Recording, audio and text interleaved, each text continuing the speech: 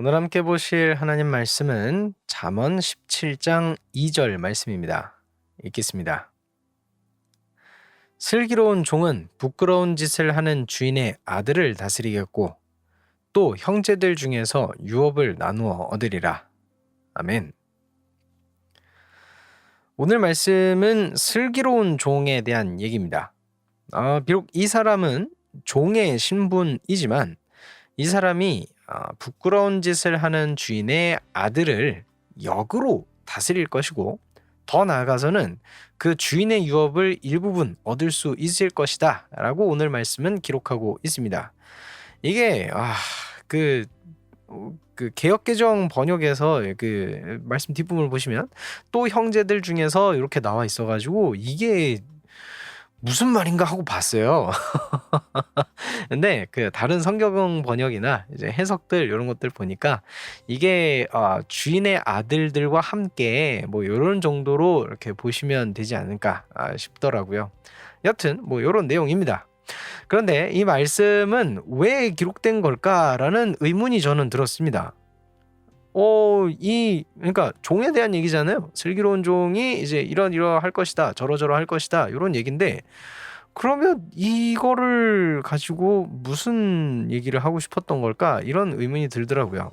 뭐 당신이 만약 종의 신분이라면 그렇게 신분 상승을 누릴 수 있다. 뭐 이런 얘기일까요? 아니면은 당신에게 종이 있다면 그 사람이 당신의 아들을 조종하는 비선실세가 될 수 있습니다. 그러니까 아들을 좀 단돌이 잘하십시오. 뭐 이런 얘기를 하는 걸까요? 말하면서도 기가 차는데 무슨 말일까 좀 생각을 해봤어요. 그랬더니 뭐 방금 말씀드렸던 이런 거보다는 그 종이라는 건 원래 되게 낮은 신분이잖아요. 그쵸? 종이 원래 종으로서 해야 될 일이 있을 거예요. 그런데 오늘 말씀에서는 그 이상의 것들을 이 사람이 할 수 있을 거라고 얘기해 주는 거잖아요. 그쵸? 그런 만큼 이 종이 가지고 있던 조건이 더욱 중요한 것입니다. 그것이 뭐였죠? 슬기로움입니다. 맞습니다. 오늘 말씀은 슬기로움에 대한 중요성을 강조해서 보여주기 위해서 이런 플롯을 차용한 게 아닌가 싶더라고요. 비천한 노예조차도 이 슬기로움이 있다면 주인의 아들들과도 비견될 수 있을 것이다 라는 말이었던 것이죠. 처음에 저는 이 말씀을 보면서 이게 아브라함이랑 아브라함의 종인 엘리에셀에 대한 얘기인가? 이렇게 생각이 좀 들었어요. 맨 처음에 들었던 생각은 요거였는데 해석을 이렇게 하고 나서 보니까 그거보다는 요셉 얘기가 훨씬 가깝다는 생각이 들더라고요.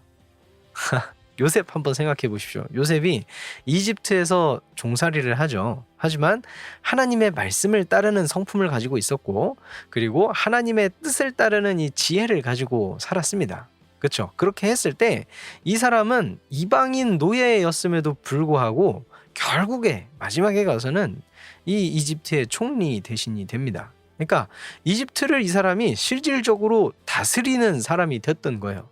그리고 더 나아가서는 자신의 가족들을 데리고 와서 이 이집트의 고센 땅에서 이제 자리를 잡고 터를 잡고 살 수 있게 되죠. 그러니까 오늘 말씀의 내용이 요셉의 삶에 그대로 녹아 있는 겁니다.